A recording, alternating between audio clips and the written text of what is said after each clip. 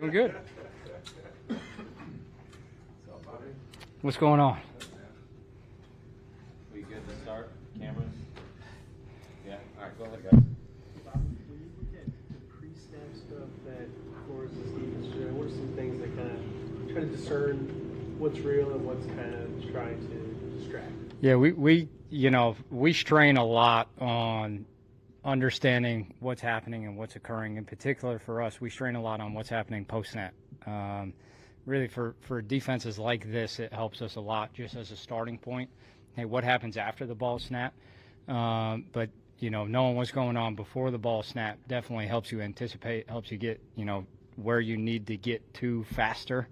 So hammering all that out with his defense, I mean, Flores does a great job.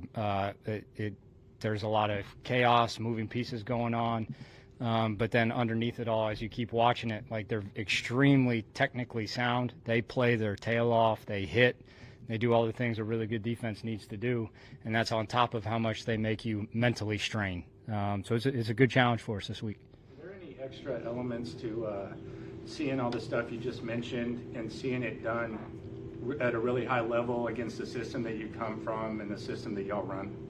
I think at this point, the Houston Texans are the Houston Texans. And I know everyone has scheme trees that they come from, but the reality is I think everyone would agree when you kind of look at it now on tape based on our personnel and based on what we do and what we call, we're not the same as San Francisco. San Francisco is not the same as Miami. Green Bay is not, even though we all kind of probably stem from the same big tree. I think we're all different. And it helps us as far as coaches. Like sometimes we can get some looks from games like that, which is always more beneficial than, if we had a bunch of games where teams are just in 10 personnel spread out the whole game and we get no in-core looks. So it helps us a little bit prepare, but by and large, a lot of it's understanding their rules, how they teach it, where they like to align, what they want to do, and then us finding our way to try to attack that. You obviously, you want to run outside zone, things of that nature. When a team is deliberately, because there were times when the Bears were deliberately trying to stop you from being able to do that with little techniques in between the D tackles.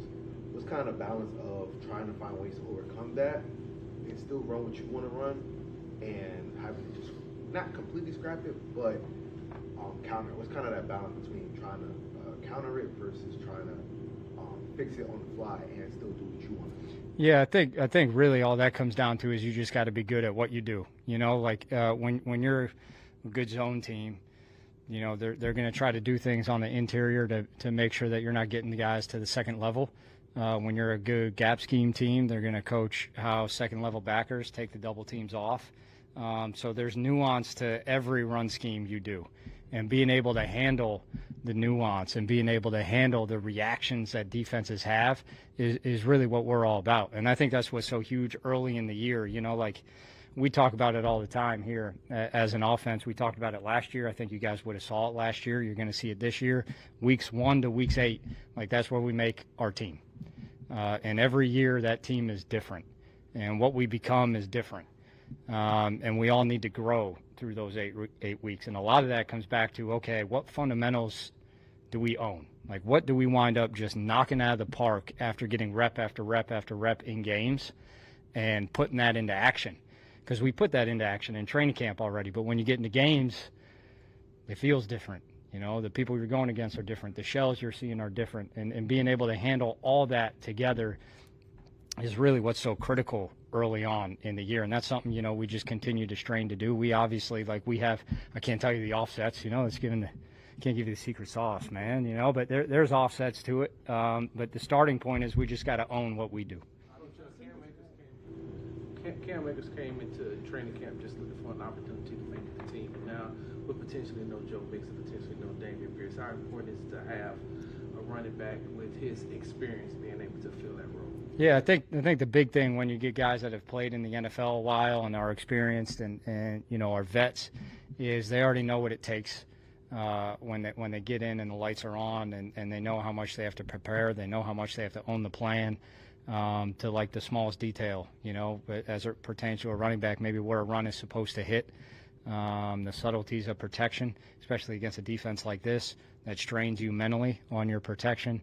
And you can count and rely on guys like that to get in and be ready to roll.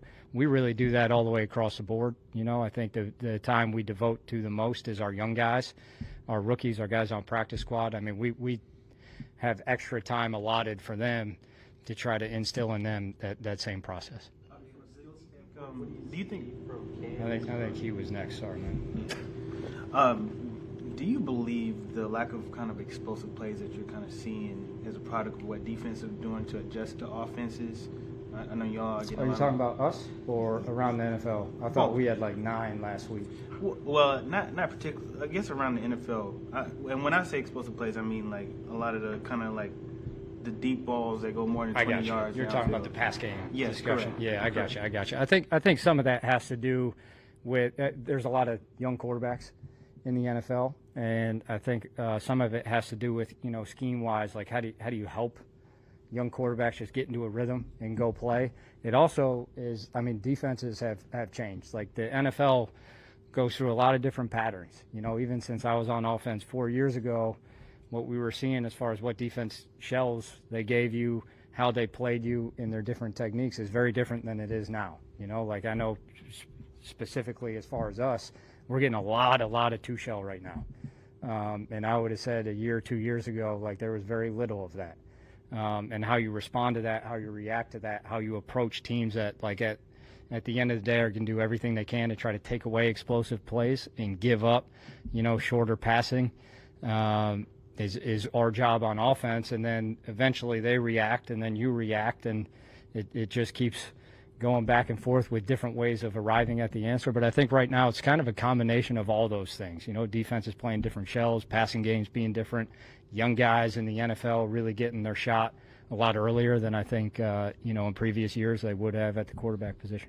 With that point, do you think, is it fair to say, just generally speaking, that the offenses are a step behind to the defenses early in the season before the offense gets their identity rolling? That's a good question, because I felt when I was on defense, I felt the other way. And now I'm on offense, and I'm like, yeah, we'll get. So I don't. Maybe it's just it is where I'm at, where I am. But I do know, like again, as it relates to us and what we go through, like the biggest growth we have as an offense last year, and I believe it this year, is really those first 4 weeks.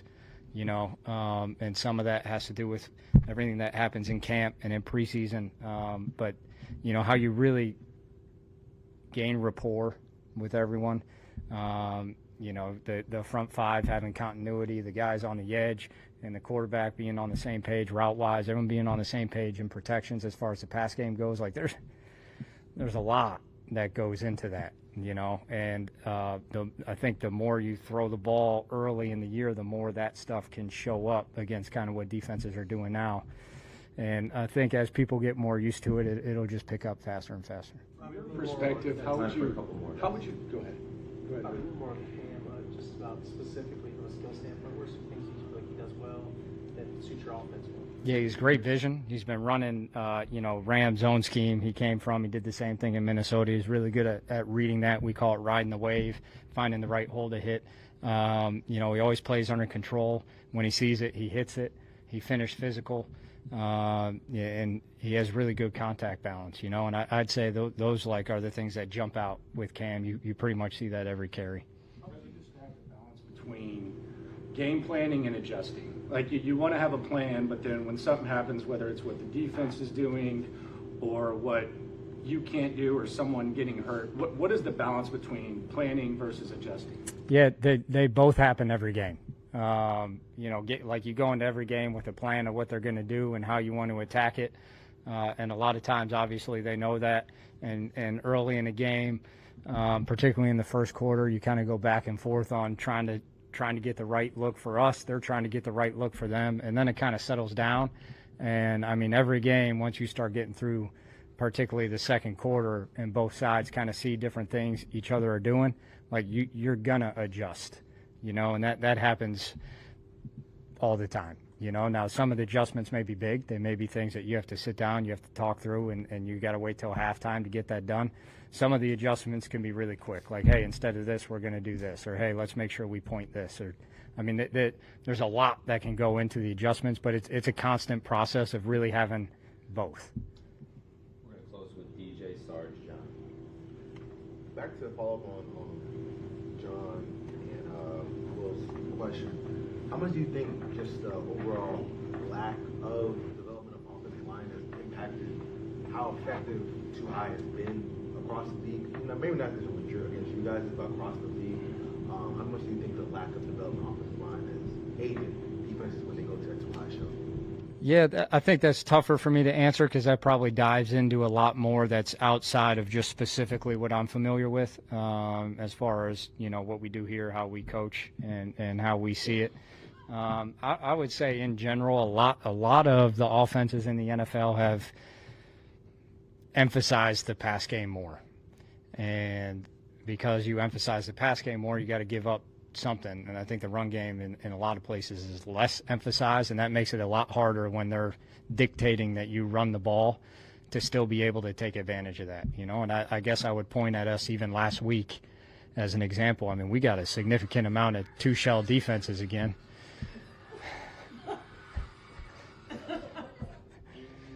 Is that a car crash or what was going on there, man? Oh, yeah. So like last week, we got a significant amount of two-shell defenses, and that you want to run the ball against looks like that. Like you can't throw the ball down in, down out against that. It gets hard, and you know, we strain it, we work it, and we were not as successful as we were the week before. You know, so there's a lot of time you have to devote to that. And I know we need to continue to do that. Coming into the season, Nico said that he wanted to show everybody that last year wasn't just a fluke, wasn't just, you know, one of those seasons because he was trying to get a contract.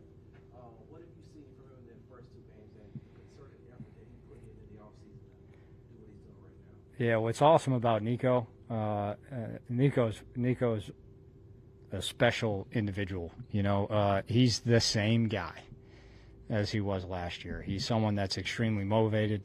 He works his tail off. He does whatever he needs to get on the same page with CJ. He endlessly makes sure that his body is right, is ready for game day, and then when the lights come on, he's ready to roll, you know, and that has been identical to how it was last year. And I think the same thing that's identical to how it was last year is when we've gotten in games and his moment has come, he's taken advantage of every single one.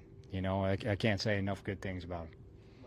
Bobby, a lot of people were billing his Sloat versus Flores. What do you think about his defense? Where's it like preparing and then adjusting to what he's doing? Yeah, that's actually, it's funny you say that. Our big thing this week is the challenge about this defense is it's almost like he does everything he can to try to eliminate coaches from the equation. You know, like he creates a lot of chaos, but then behind it all, they're fundamentally sound. They run, they hit, they do all the things the defense needs to do. And for us, like we strained this week, the biggest thing for us is our guys got to go out and they got to own what they're doing, and they like we have to play well against this defense, you know, and our quarterback is leading the charge on that, and he knows that if we block well, if we throw well, if we're on time, if we're good in our protections, that's what gives us a shot. Otherwise, like the way this defense is structured, there's not things anyone can really cook up as a play caller or as a coach that's going to answer the problems that get presented this week. Thanks, Bobby. Yep. Thanks, everybody.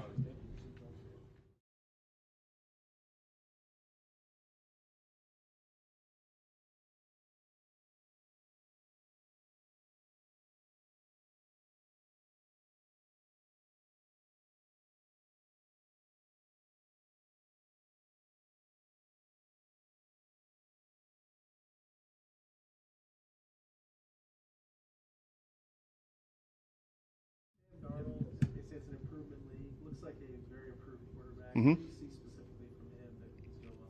Yeah, I feel like he's operating that offense really efficiently and really well. I mean, you know, they've I feel like they're philosophically similar to our defense in the sense they don't do a ton. They don't do a lot of different things, but they do them well, and they kind of believe in what they are. And he sort of fit into that, and he's just operating that offense is running really well. I mean, they're super efficient on third down. They've been running the ball well. I mean, haven't been giving up, taking a lot of big negative plays, those sort of things. So I think he's kind of at the forefront of that. I mean, Kevin does a really good job with structuring the scheme, and I feel like he's been really, really good at just operating that offense, and it shows. So definitely a challenge. You can see why they're 2-0 and why they've been playing well for sure.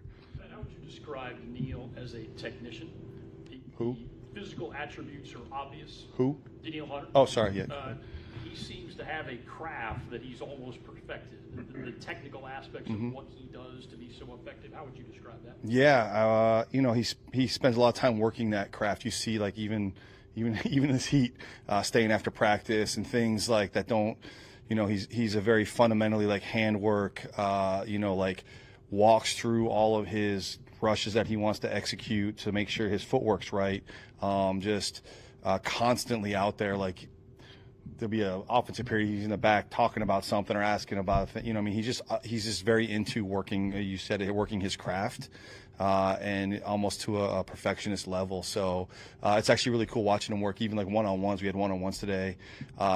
Just he can tell you everything, like whether he wins or loses, why it happened, what he was trying to do, what he saw. Oh man, I wanted to do this, but then he set this way, so I didn't do this. So man, I missed with my inside hand. Next time I'm going to put it here. Like he's very in tune to those things as you go. So it's cool. Like even on game days, talking what's happening out in the field and how we can take advantage of that. So yeah, very, very. Besides big picture, I'm learning football and I'm learning the defense. He's very in tune with the details of pass rushing and how to work his craft. So it's fun getting feedback from him and kind of learning from him as well. I think you spoke about the running game, the Vikings running game. I think they had about 4.5 yards before contact in their last game against the 49ers. When you looked at the film, what were they really successful at to be able to get that? Yeah, I mean, I would say last week specifically, they got on their edge pretty easily, or I don't say easily. That's probably a poor way to put it, but like they got the ball onto the edge pretty quickly. So we have to do. We obviously preach that, like setting edges in our perimeter. Defense, but they challenge your back end. Like there's a lot of our corners are going to have to be good tacklers this week. We always talk about our DN setting edges and those sort of things, but they challenge your back end to be just as good. So our safeties and our nickels and our corners even have to be really good at setting edges because their block structure, they can target how they want to target and get the ball on the edge pretty quick. And if you're not showing up quickly there, then it's 5 yards before someone else does show up. You know what I mean? So we want to be firm on our edges and try to keep the ball from getting around our perimeter. So that'll be a big challenge for us this week against the scheme. They do a good job of blocking on the perimeter, get it out on the edge. What would you say it is about the way y'all are using Jalen Petrie and the way that he's playing that's allowing him to have such a good first couple of years? Well, we start with the player. He's a good player. I think he's just done a good job of embracing everything we're asking him to do, kind of in that role. It's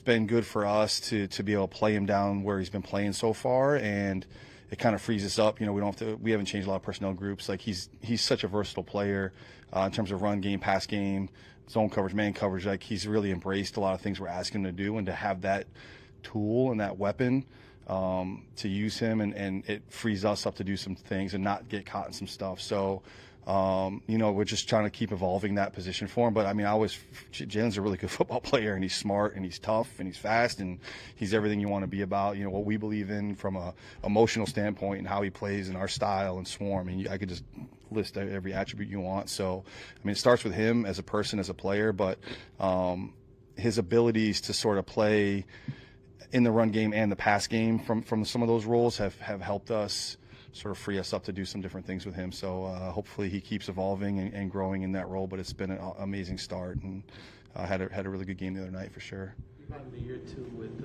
Derek's thing. How much does he embrace these type of challenges going up against a wide receiver like Justin Jefferson?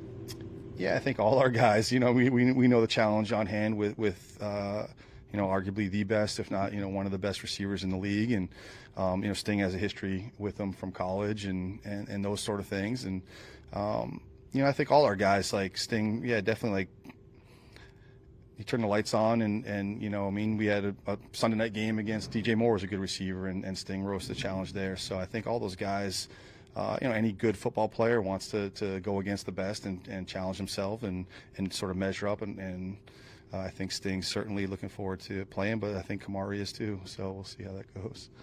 After a week where you had so many pressures from the defensive line, do you expect to see a team try to adjust to you guys, do things that maybe they haven't done the first couple of weeks to mitigate some of that? This quarterback's not as mobile as the other guys as well. No, I think it's funny. I think, we came in here after the Indy game and talked about teams exploiting, giving up explosives, right? And now I think anyone's going to react to what they see on film. One of the things I respect about Minnesota and their offense is that I don't think they go out of they're not going to do something crazy. Oh, we have to do this all of a sudden. Like they have things built in. They're going to chip our guys. We know that. They chipped Bosa a bunch and, it's not out of the structure of their offense. I think that's part of our belief system here is that, if teams have to account for the way we rush and how we attack up front, obviously that helps our back end, defending a great receiver, those sort of things. So I don't think they're going to do anything, super crazy or stuff, but I would hope that they have to account for some of our good players, just like we have to account for some of their good players. So we'll have to have a plan to deal with that if there's, if they're trying to do things to mitigate our rush and our good players. So we'll have some plan to hopefully counteract that. Can you talk about, you mentioned Sting, but Kamari and Kalen, having those young guys and early, they don't seem like the moment's been too big for them. Is that unusual for guys that are rookies playing the way they are early? It's fun. I don't get super big picture philosophical here. I feel like, I don't know, I feel like college football is changing a little bit, and some of those guys are obviously making money and they're exposed in different ways than they have been, and so I don't want to say they're more mature coming in, but I just think some of the stuff that used to be like coming from college to the NFL maybe isn't the same anymore because they're exposed to some of the things that the NFL offers in college nowadays. So, hopefully that's part of the process that we go through and bringing players into this building, whether it's college or free agency, and that we're trying to bring the right guys in. So, both those kids, I hate to say that, that's awful. Both those young men have done a really good job. It's funny because they're like pretty different personalities. Kalen has more of a joyful youthful joyfulness to him, and Kamari's all business, but they've both been successful in kind of adapting into the system, and that's why we brought them in here to play good ball for us, and they've done a good job so far. A lot of the headlines going into this week is about Bobby going against Brian Flores' defense, but you're also going up against Kevin O'Connell. How much of a challenge is that for you? Yeah, like I said, I think that he does a really good job. I know, the Rams tree and some of those things. He's always done a really good job of sort of scheming up this front. We've gone against him a bunch of different times in different iterations. I think it is a challenge. Like they he understands his front. Being in a division with the Niners for so long and those sort of things. Like they understand how to attack it and how to try to put you in bad positions. So it's definitely a challenge up front. But again, we believe in our system and our style and having answers to everything that gets thrown at us. So hopefully we just go out and sort of rep our style. I know you're a defensive guy, but how hard is it? Last year we talked about how much attention Will Anderson was getting, and a lot of times what he did didn't show up in the stat sheet. How hard is it to focus on one side of the edge with Will and Daniil out there? Do you notice any difference in the amount of attention that Will's getting? No, I don't know. I would say, again, probably similar earlier question. I think just the more the more those guys put on tape what they're capable of and what they're able to do, and which hopefully are really good things. That there's going to be different ways that people try to protect against them. Which again, it's just like defense, right? So if if we can't get home and we feel like, oh man, we have to pressure, we have to blitz a ton, like that puts a lot more stress in the back end because you're taking elements out of coverage to put them into pressure. If you're doing that on offense and you're having to keep guys in to protect more and not getting as many guys on the route, like that changes what your options are in the pass game. So there's a give and take for that. Our job for those guys is to be as disruptive as they can, and if Will's getting more attention, then Daniil has to maybe like step up. Now, if he's getting more attention, that's kind of the game you play, and where protections are sliding or who's getting chipped or those sort of things. So I think that's week to week and sort of an offense's philosophy of how they want to protect against our guys that we obviously feel are both really good players. And again, I just go back to, Mario had another sack last week. So again, if you're spending too much time worrying about our edge guys, like we feel confident in some of the other guys up inside to make some plays. And Barnett had a sack on. We had like 5 guys should have had a sack on that play, but Derek kept working and got a sack too. So anytime it's just like covering Justin Jefferson. Anytime you're drawing too much attention to one guy, like other guys have to step up and either beat you or make you pay for your strategy. So that's part of the kind of give and take in the game, and that'll probably be week to week. Kind of okay, how are they going to try to neutralize these guys, and what do we do to counteract that? So that's always sort of the game we play. How much has just having Mario and You jumped the gun on the one. I'll allow it. No, I'm just joking. I'm joking. How much is just having Mario and Foley up the middle? They've taken on a lot of double teams. Mm-hmm. How much does that help in respect of Will and Daniil being able to get more one-on-ones to get to the quarterback? Sure, that's part of it all. Honestly, even in the run game, those guys being as disruptive as they have been has freed up. We had 2 linebackers make double-digit tackles last week, or 3 if you count Petrie. I can't say that, but and then the pass rush is the same thing. Again, it's more like, okay, if you're spending too much time sliding past those guys to get out to our edge, like I said, Mario's had some production, and then we try to work some games in the interior to free some of those guys up. So, yeah, that's sort of what we do. That's the give and take of all that. Of okay, how are they going to try to stop what we're doing, and what are our answers to counteract that, or what player needs to. Okay, if they're doubling inside here, then you guys go in your one-on-ones. If they're sliding out to this, then you got to sort of be productive or disrupt the quarterback. So, that's sort of it's going to be a year-long probably thing of back and forth of we're trying to free all those guys up and get everybody loose up front and affect the quarterback. That's a core tenet of what we believe in, and teams are going to try to slow that down as best they can. Cool. All right, guys.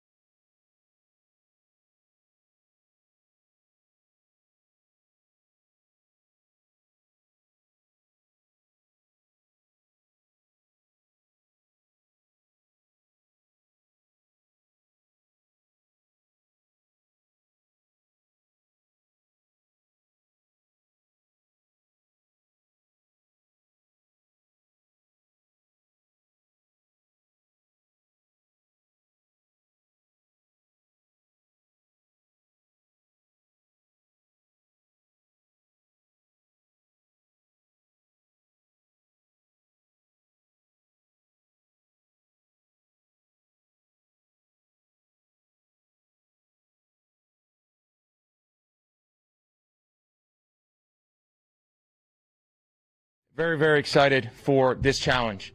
So it hasn't been a full 4 seasons, but, in my 4th year, this is the fastest special teams unit Matt Daniels has put together, the fastest special teams unit, and one of the most aggressive special teams units that I've seen in 4 years of studying the opponent's tape.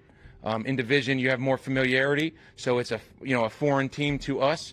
But Camus, Grugier Hill, Brian Asamoah, Ivan Pace, Josh Medalis, Jay Ward, Theo Jackson, good specialist, dynamic snapper.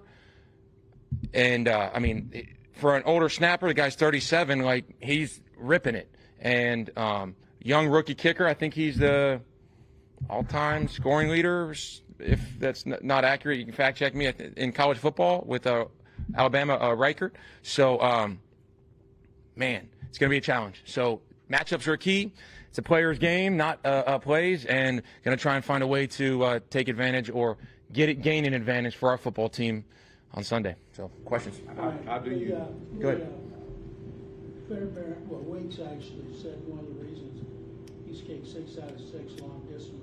Y'all are giving him more opportunities. He's never had more than 6, and he's already got it. Is that accurate? Y'all have more confidence now, so you're giving him more chances to go deep? No, I think Laramie gets the assist on the false start to back him up 5. That was intentional. So we did that just to see if Amy can get it there. No, I think opportunistic is the word. And we talked about this. It's going to generate more scoring opportunities. Well, I want to know how many drives have from a touchback at the 30 went 2.5 first downs, and you're teetering on that range. So I think across the league, I know all the stats and the numbers. Everybody's buzzing about those this week, about those long kicks. I think there have been more opportunities because drives don't have to be as long, and you're teetering on, can we get it there? We're also playing in September. Hasn't had, we haven't seen Green Bay snowing yet. So ranges are still long relative to the ball traveling and the conditions, and obviously we're home. Regardless, it's been exciting to see for our guy. And doesn't matter whether it's an extra point, a 3-yard line, we're down in there and, it doesn't work out offensively, or if it's back beyond the 40. So just every time we roll out there, we have to have great protection. Got to be sound in our operation, give it our best chance. Really happy with where we're at in the field goal unit so far. Do you typically see statistics go up and down depending on seasons, aside from snowstorms and stuff like that? Do you typically see? Yeah, I don't think it's you know what? I can't give you the exact, hey, at this point of the season or that point, this is the percentage of field goals. But generally speaking, you walk out in December in outdoor games, the ball's going to leave your foot differently than it would in, September. So, yeah, I guess we'll, again, specialists, all college rookie, undrafted specialists, look for teams in the AFC and NFC South. Pleased with your field goal unit. What about the punt team? Yep, improvement. Man, the deep, dark place that I was in there after week 1, and we're trying to crawl ourselves out. So you're only as good as your last one, so we need to perform better. Hopefully we can, doesn't matter anytime the ball leaves the foot, we want a pure, and I mean a wall, where you're seeing the end zone copy tape, you're seeing Texans, back to their Texans blockers jerseys with no color through it anywhere else on any of the rush lanes. So that's what we need to continue to improve on, continue to harp on. That's your baby. So the punt team is your baby. If you're going to be on that unit, it's a badge of honor. We need to make sure that our guys understand that every time we step on the field. Can't be critical situations and us not feel good going out there. So like the improvement we had week 1 to week 2, man, it's going to be vital. The number one thing that this team does is rush. So we're going to wear our guys out to make sure we have as much preparation possible for their toolboxes to go play on Sunday. Return game with Steven Sims and Harwoods. How do you feel like that's evolving? You've seen some good opportunities for them. And punt return, looks like that's a little tougher sledding, but kick returns. Yeah, first off, nod to Torrey Taylor. That was some elite punting, 53 out of bounds. That's non-returnable ball. Ones that are returnable, got to get out of your own way and play better fundamentally. So fast gunners are always going to be out there. We're going to play 2 fast gunners this week. Got to be able to hold those guys up. You got to get the return started. Got to play sound and discipline in our holdups there. Kick return is going to continue to evolve. There's never going to be a week where I have, hey, these are the only 2 guys that could go back there. So late in the week, without Pierce, last week. Okay, Woody's stepping in, Dari's stepping in, Tank's ready to step in, Akers is ready to step in, this guy, that guy, okay, Hutch, whoever else is in the Rolodex right there, and we got to go play football. I thought we did a nice job of opening up some run lanes, some true designed run lanes a week ago. Have to have an opportunity to let those guys run and do that again this Sunday. Is it typical this early on in the season to have so many issues with punts and punt blocks? You guys had one blocked. You played the Bears, who returned one for a touchdown in week 1. Last week, Minnesota blocked one. Like, is that something that's typical of early season, or is that just maybe you always see a week 1 or 2 breakdown? Fell victim to that. God, we don't want that ever to happen again. But think there was 7 a year ago, 7 total. So you're looking between 8 and 12 across the league a year. So look where we're at already. So now if you go back and watch, to me, they're not these right? So every once in a while, a beautiful double loop pick scheme gets home. That's a clean. Most of the time, it's a guy getting edged, bang, and you don't get your depth, and so on and so forth. And the Minnesota one, Ham, now he's a freaking great football player. Been doing it a long time up there. He's wearing the C for them on the chest. Like, he surged so hard that he got through the outside shoulder with a guard from San Fran who doesn't have great eyes. So, one little blink of a mistake, good players will make you pay. So we got to be sound this week. Right. Nico said yesterday, you watch Fairbairn in pregame, and then you will encourage it. How much attention do you pay to what he does in warm-ups compared to a situation during the game? Yeah, it's a great question. I think, you want to see where everybody's at on game day. All your players, hey, like just who's flying around. Let's get this, whoever's got the hot hand, let's keep that person in the game. No different story than a kicker. We want to make sure that he's feeling good. We know, generally speaking, to have a good Sunday, you need a good Wednesday, Friday, or whatever your kicking schedule is. So, relatively speaking, we know his leg is this strong. We think this is our rough range, and then there's a little bit of situational gut instinct that goes into it, even though he has his line of demarcation that we talk about pregame. Game's on the line. Yep. How far do you think he can kick it? Fit the conditions on the line. I think he can get it there. We know his record's 61. I think he can get it there over 60 anytime. Yeah, that's what we're looking for. Go ahead. You're going into a hostile environment, very loud. Sure. Very loud environment. How much does that play a factor in this? Big time, big time. I mean, most of those plays are 4th down, critical areas of the field, whether you're backed up, punting the ball, and you're trying to communicate. So offenses have to go on, use silent cadences and hand signals, and we cannot go out there with miscommunications. So that's going to affect everybody on the football field. Got to be on it, making sure we're loud. I think D'Amico is a little bit hoarse after the game from screaming. Like, that's how we want our players that are communicating. You want to be, recovering, drinking some tea or something like that on Monday to make sure you're ready again the next Sunday. We want to be yelling and making sure that we're communicating like the 2-3 Syracuse zone. You want to hear squeaky feet. You want to hear loud voices. All right? See you guys.